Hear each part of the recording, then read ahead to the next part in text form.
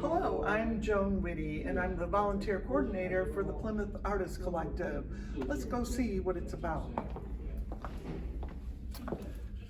On the surface, the Plymouth Artist Collective is about space. We rent space to artists, and we rent space to teachers. And teachers have classes in this room, and they have classes as large as 24 people, and they do various things from macrame to corporate events, resin pouring, painting. We've had all kinds of things, but really this is about more than the space.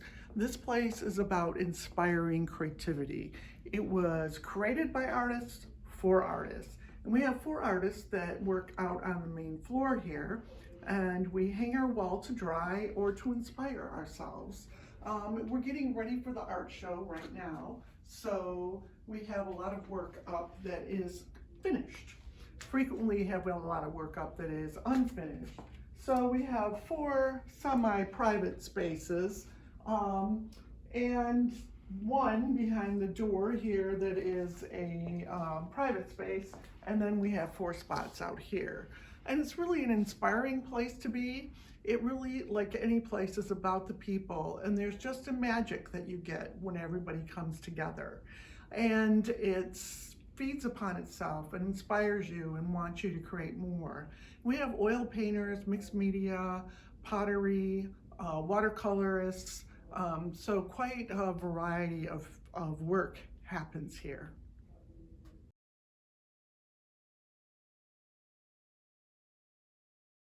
Hi, I'm Kelly Kane, and I'm one of the newest members here at the Plymouth Artist Collective. I am a classically trained artist and illustrator, and like most artists, over the years of working, I have come to settle on a specific set of subjects, mediums, and styles. And I would say that if there was one way to define myself as an artist, I'm a landscape painter who works in oils. So my style has been influenced greatly by my appreciation for Impressionism and Dutch realism. And I think it comes through in, maybe not this painting, but some of my other ones, in my use of a hyperchromatic palette, and also in the brushwork itself, which is painterly, but a little bit tighter than maybe some of the Impressionist work that you're used to seeing. So, for example, in this image here, which I call Plain Cows, spelled P-L-E-I-N-E, because it's a play on the word, obviously, with plein air painting.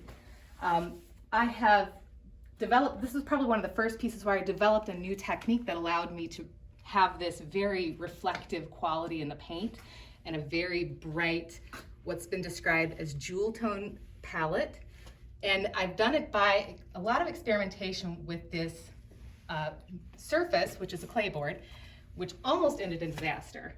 So I was looking for the smoothest, flattest surface I could use to kind of mimic what the Dutch realists would work with. And once I got into it, I realized this stuff is exceedingly absorbent. It sucks in all of the paint, and so it takes a lot of linseed. And for whatever reason, when I started working on this clayboard, I decided I'm going to break rule number 101 when it comes to oil painting, and I'm not putting a ground down. So that's why you end up getting almost this cross between what you would see with a watercolor painting and oil painting, where you have the quality of the white clayboard coming through and creating sort of a more dramatic palette change than you would get in, say, this piece here, which is done traditionally on a stretched canvas with a nice, probably a warm sienna type ground underneath all of the paint that ties it all together. So that's sort of a key component of my working process. Obviously, picking landscapes is not the most unique thing, but it really is my first love in life. I mean, I remember spending my youth wandering through the Ozarks in eastern Oklahoma, where I just fell in love with nature, obviously, spending all this time out of doors, sitting in trees. And that's where I really started to marry those two passions of, creating something beautiful from something beautiful. And I want that experience to come through in these pictures, which are all created from my own reference in traveling around the world. Like, so for example, these 2 images are from my time in Scotland, and I've been very fortunate to be able to travel around the world and collect all of this reference and see all of these beautiful places. And I want to bring that to life for other people, but maybe a little bit more than if you were actually standing here. It certainly wouldn't look this colorful. So that's really my joy in painting, is bringing that, what I think of as sort of an exaggerated beauty that you wouldn't get necessarily by being in that place, but you would get it in a different format. So this is a piece that I'm currently working on. It's a little bit different. It's a more muted color palette. And while I'm still working on the clay board, I've actually placed a gesso on top of it, between that and the painted surface, to give me that marriage between the traditional and my other clay board type paintings. So this is a departure from where I've gone, or maybe we would consider it a transition. But working here at the collective has been enormously important to me. I haven't been here that long, but as I was saying earlier, it is a key to me being able to come here and spend time immersing myself in my paintings and to bring it to life so that other people can enjoy it. And I've heard art described by 3 separate people who don't know each other in the past couple of weeks as a meditative experience. And I think that that's really just, if you haven't been a painter or you're not a creative, it is our form of meditation, and it's a way to communicate to you our experiences of beauty, I suppose. Thank you.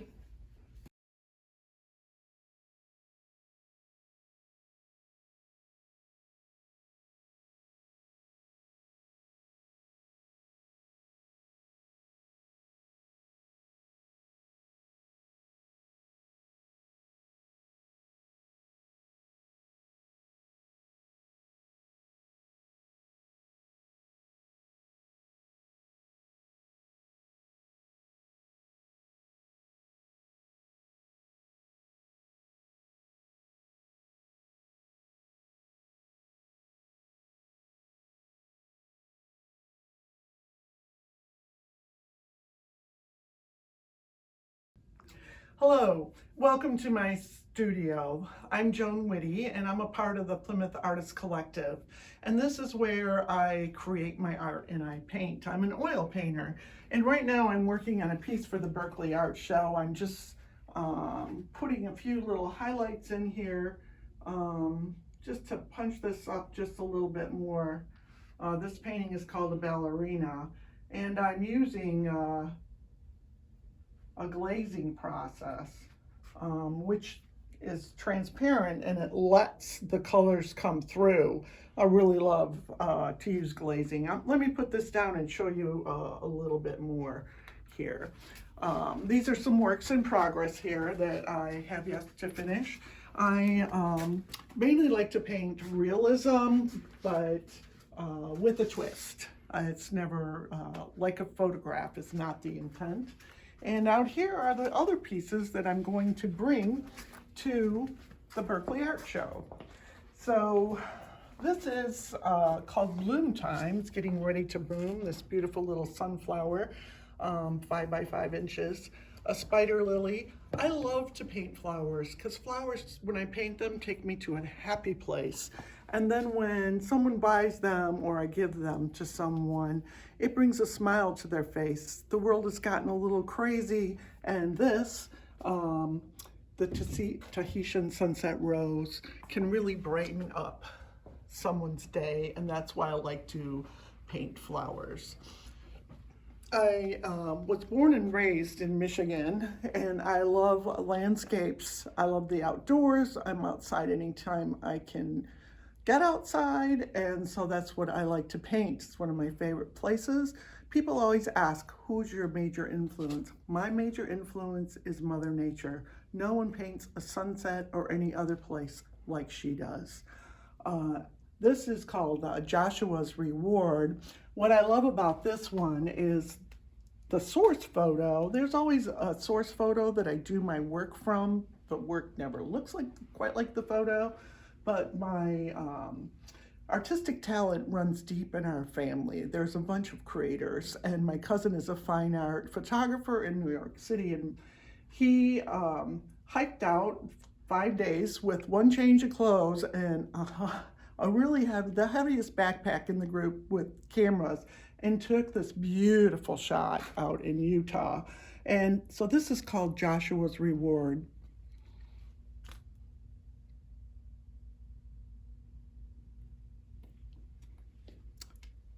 And that's really all about me.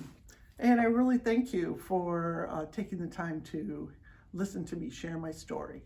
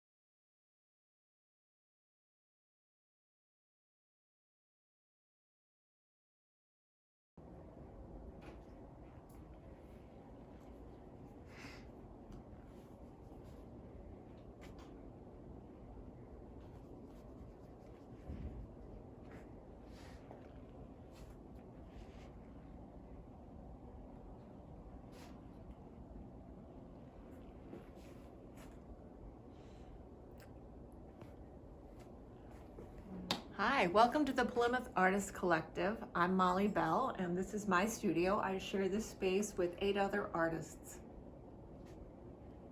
Come on over and I'll show you some of my finished work. This is one that's in progress. But here are some other things I've been working on, some of which you'll see at the Berkley Library when the show opens next month.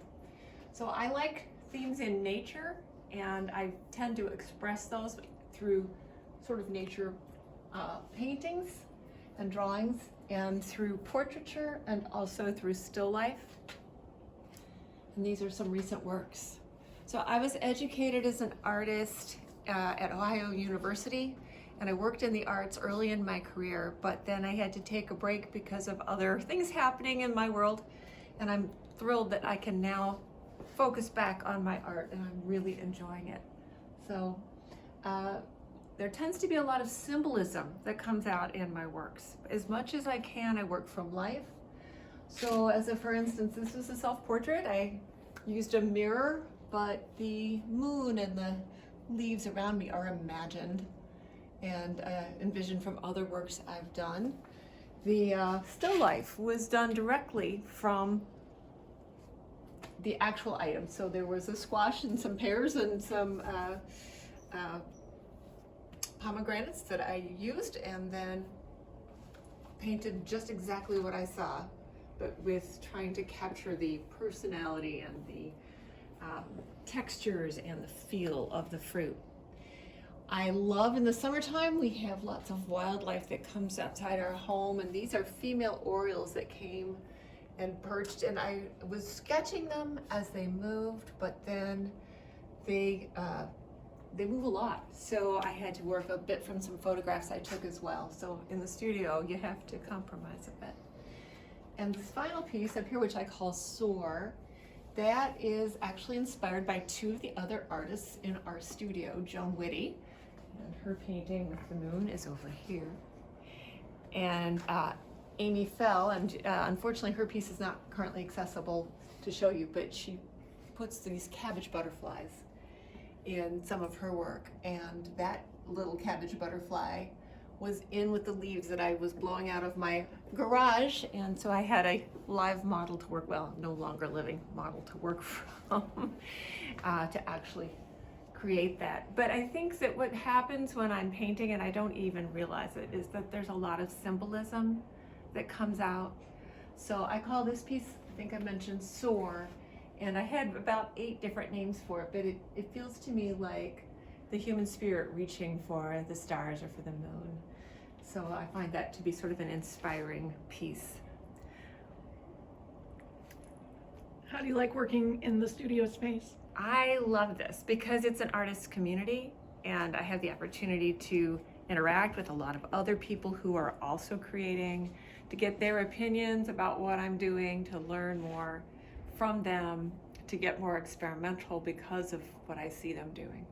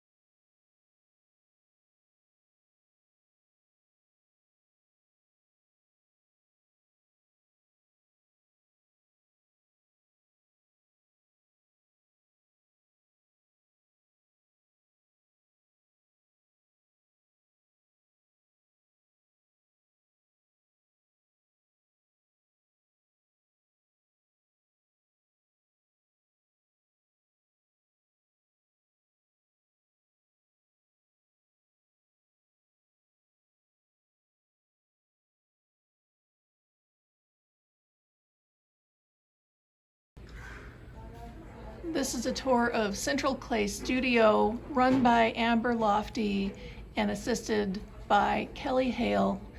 And this is a class, an example of a class that is being run in the studio.